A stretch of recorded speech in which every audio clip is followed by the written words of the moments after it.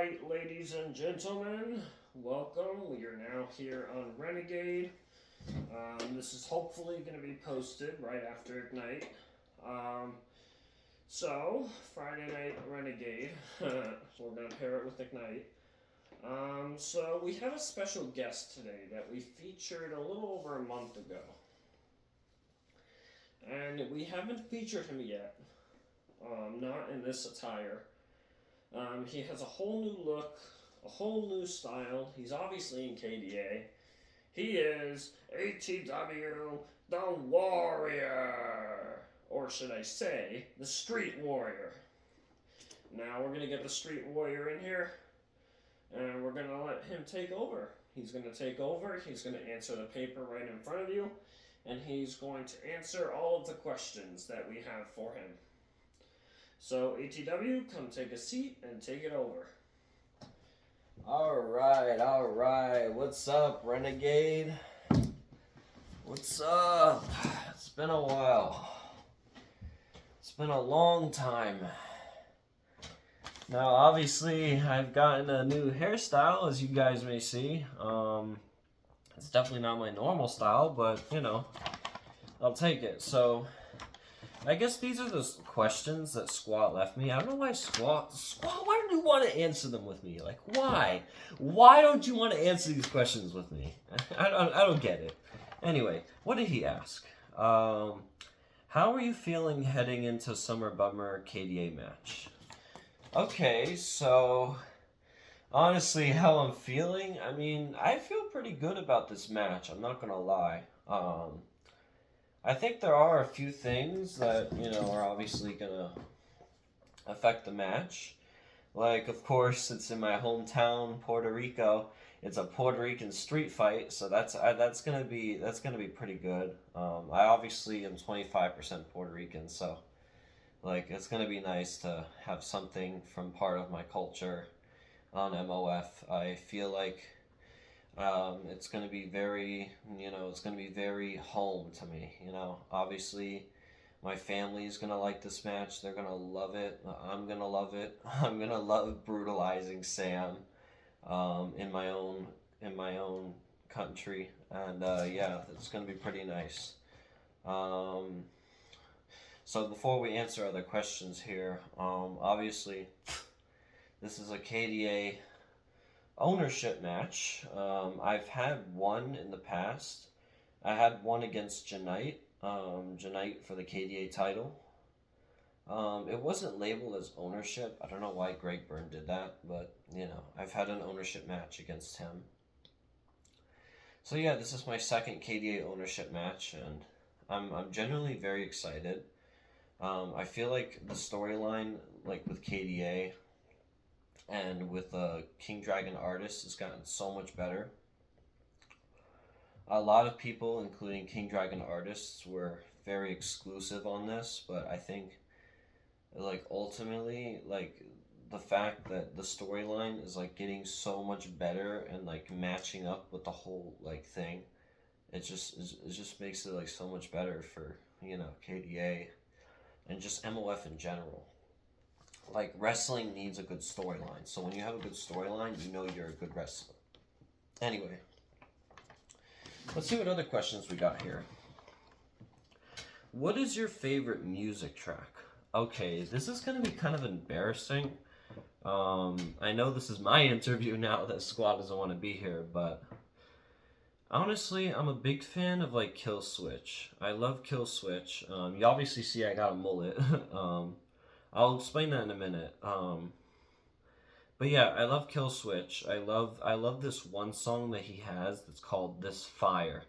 This fire burns. I love that song. That song is it's just, I don't know. It just really hits different than the other ones. And I use it when I'm working out too. So I'll go to my gym and I'll work out. And I'll actually have, the music on, when I'm doing deadlifts and stuff, and it's so good. It literally makes me lift, 20 pounds more than I can lift. Literally. That's how good the song is. It might be embarrassing, but I do actually like it. What is your most embarrassing music track? Oh my god. Please, Squa, why? Why? I really don't want to say it. This was from when I was interested in ant keeping, but it's called Ants Go Marching. It's so embarrassing! It's so embarrassing, because literally it's like a childish song. I posted it on my story the other day only because I saw a bunch of little, like, house ants running around, so I figured I'd post it for just random shit that I post, so. What's another question? What's your favorite hobby besides wrestling? Okay, I would probably say, like, I'm very into flying drones when it's not wrestling, so. Like sometimes I'll just go around the neighborhood. I'll fly my drone, take some like really good shots. Sometimes even spy on my friends. Don't get the feds on this. And yeah, and then I'll just fly around for a bit. Enjoy myself. Fly. I usually fly a good 300-400 feet in the air, and hit some cool PRs with range. So it's pretty nice. And then obviously ant keeping was like a big hobby when I was like a little kid. So I don't really like talking about it, but because it was one of the hobbies, I'd rather bring it up anyway. What's another hobby? Obviously, I feel like gym, like just, building at the gym is just like a really good hobby to not just cope and not just build a physique, but also it's just fun. It's just fun getting out all that rage, especially after a meeting I had with King Dragon Artist the other day. I don't know if you know this, guys, but I had a meeting with King Dragon Artist the other day. And what happened was we were on a meeting and they basically said, "Oh, because you took over KDA, we're going to kick you out of our lives." So I didn't quite like that very much. So what I did after that is I just hit the gym like nuts. You could obviously see I'm really buff right now because I just did that, but yeah, that's why I tell them, don't mess with me. Don't mess with me and my Puerto Rican side. Anyway, your favorite workout. Okay, my favorite workout. This is actually going to be fun. Hold on, let me show my face here. I would say, like, maybe, you know that workout where you like do like this? I think it's the bench press. Yeah, that one I do like. Just because the bench press, it like not just targets the chest, but it like targets the arms too. So when you're like moving like this, like that, like this, it like targets the triceps, but it also targets your upper chest, which is why I love the bench press. It's like a good universal workout. It's a good compound lift. So I'm very into the bench press. I think the bench press is definitely a cool workout, even for beginners too. Even for beginners, like average Joes who are looking to like build their physique nice and strong. Yeah, it's good for beginners. It's good for all people, to be honest. Anybody should be bench pressing. If there's any wrestlers in the MLF locker room that don't do bench presses, please do bench presses. They're really good for you. They're really good, and they actually do help with some of the wrestling moves that you do in real life. So, yeah. So, favorite food right now. Favorite food? Okay, so there's like this Italian sandwich that I really love from Jersey Mike's. It's like a classic. A lot of people order it, but there's a reason why. It's way better than Subway. Trust me, it's way better than Subway. Oh, hey, Squa, you're back. We were just talking about like Subway and Jersey Mike's. Oh yeah. Join in. So yeah, what I really like about Jersey Mike's and their Italian sandwich is like it's just so good.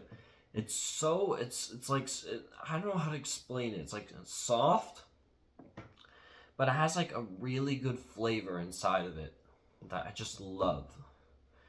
Like, I've never loved the Jersey sub more than Jersey Mike's. And then maybe another favorite food would also be like pizza. Like I'm a big pizza fan. That's why I look like a fatty. But I'm definitely into pizza. I'm a big pizza fan. So yeah. What are some other questions, Squa? Oh yeah, Squa. I'm reading the paper right now. You little. I'm not even gonna say anything. I'm reading the paper right now. What does this say? Has the feud with you and Malik ended yet? Oh my God. The feud with me and Malik. Why? Out of all the questions, Squa, you could have gave me something else. Okay. So this feud with Malik obviously has been ongoing. I don't know what his issue is, man. I really don't. Because if it isn't KDA, then what is his issue? Is it my style? Is it my matches? Like, what's the issue, man? Like, he's been in my match, I gotta say, at least 6 times. Like, why? You know, like, he even got involved in cashback, and I wasn't gonna let that slide, so. I think eventually what I'm gonna do is I'm gonna have a match with Malik after Sam on Ignite. And I'm just gonna end Malik once and for all because I just can't with Malik. I'm going to brutalize him once and for all. And basically hospitalize him for a while, the way I did with Janae. Then he won't bother me for a good 6 months, so. That's my answer with Malik. Obviously our feud's not gonna end anytime soon. And even if it does, I know he's still gonna do something to try and cost me, so. Yeah. Well, let's see what other questions. I know we're trying to keep this short, like 20 minutes, so I'm trying my best here. Oh man, Squa, why do you keep asking me this? They're gonna eventually find out. When are you returning to Vibe? Okay. Let me be the one to explain this here for a moment. Bring my briefcase here. So, obviously y'all have been really wanting to know when I'm coming back. Because there's no real answer. There's no real answer to coming back. We don't know when it's gonna be. So let me explain. So obviously, initially, when we last reviewed Squa on Renegade, and guys too, we reviewed on Renegade about over a month ago. And I've stated that it was going to be around September, or sometime later this year. Now, I'm obviously going to try my luck after Summer Bummer with Vibe. And, you know, if they accept me there, then I'll just keep going there, you know. I'll keep going there once a month, and, yeah, just from there. But let's just say, hypothetically, they don't, and they say, oh, Kelsey, I need a meeting first. So, if that happens, then, yeah, I'll just take the meeting, and if it's legit, then, you know, use it to get back in, and, yeah, then we should all be good, you know? I usually don't like talking about this, because I try and forget about Vibe as much as possible. Because of my brother. Anyway, forget what I said there. I tend to forget about it because, like, there's, like, a whole situation with this person at Vibe. I won't say his or her name, obviously, because it's going to be on the internet, on Renegade. But him or her has been affecting, you know, my stay at Vibe, obviously over a year ago, so this doesn't really apply now. And, yeah, she's been... Oh, she or he, sorry, you know, I'm just gonna say he or his or whatever, this person, alright, I don't know my terms too well, has been affecting me and my stay there, and, we've had, like, a lot of issues in the past. I've had some issues in the past with Vibe, apparently that extend to today, which I find to be very weird. Because I was never informed about it. I was never informed. Maybe my parents were, but I definitely was not. I definitely was not very informed about this. But yeah, I don't expect a return to Vibe, or at least an immediate return. It's obviously going to take time. And obviously, I think they're trying to push my status even further. Because when I do return to Vibe, I'm only going to have at least a good year and maybe a half, depending on when I decide to return. Might only be less than a year, because I'm obviously going to be 18 that same next year. And yeah, so basically the three key steps are, just enter in Vibe at one point. I'm thinking maybe 2 weeks after Summer Bummer. So like if Summer Bummer is August 30th, I'm maybe going to enter in September, the second week of September is the earliest that I'm going to do. Then if that works out, then that works out. If I get kicked out and said I need a meeting first, I'll take the meeting and we'll basically just go from there. But yeah, I don't want to leave you on Vibe, hold for too long, Squa, so let's get to other questions real quick. How will you finish your MOF story? Oh my god. This is something I've been wanting to do for a while, especially because I'm trying to get back into Vibe and trying to get back into other things in life.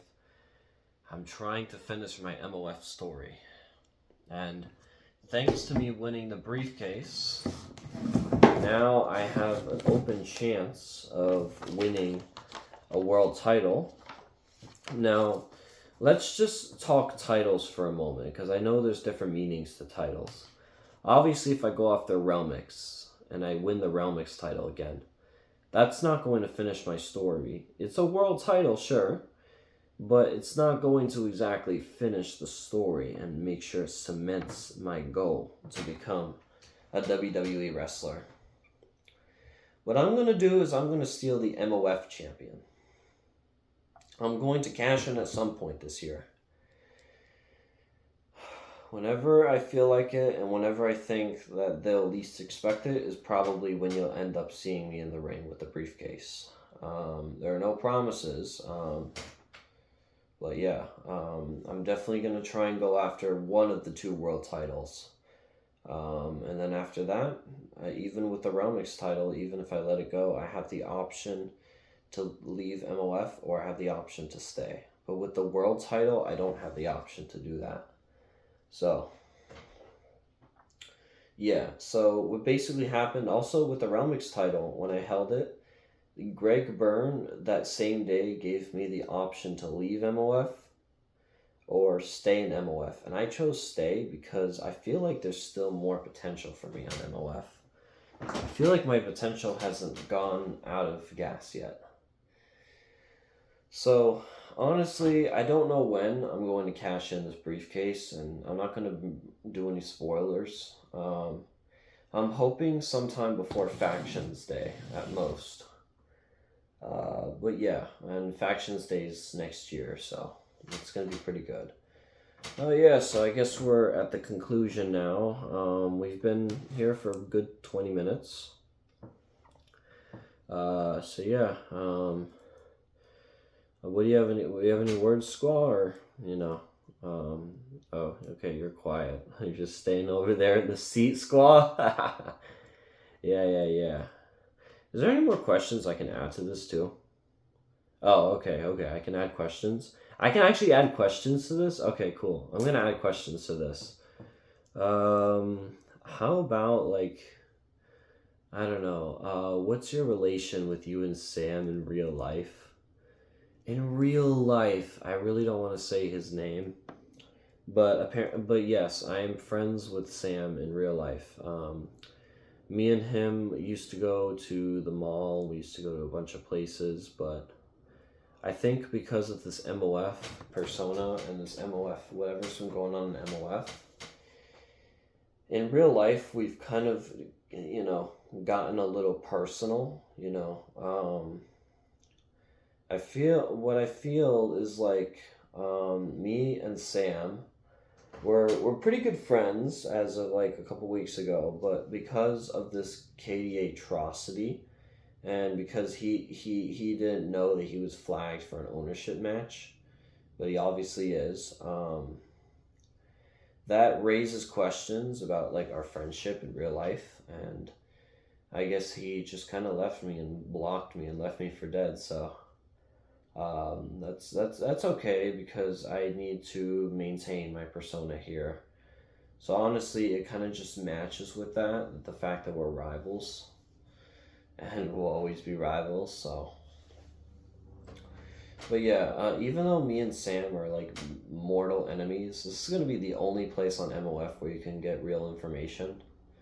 But me and Sam in real life, we were really good friends. You know, we were really good friends. We always had a little drink at the pool. You know, we always went to the mall. You know, we went shopping together. We went shopping for gear together. It was pretty nice. It was very nice. I felt like I actually had a buddy for once. I know I do have other friends out there, from either from MOF or just people that I've met. But yeah, his connection with me in real life, not in MOF, obviously. It was a very deep one. It's been since like pandemic time. And honestly, I hate to say this, but like there's another friend in our group that like tries to like our real life group though. Our real life group. Don't worry, Squa. It's not like anything with MOF. Let's talk real life here for a sec. So we have like a real life friend group. Obviously there's some conflicts in them right now.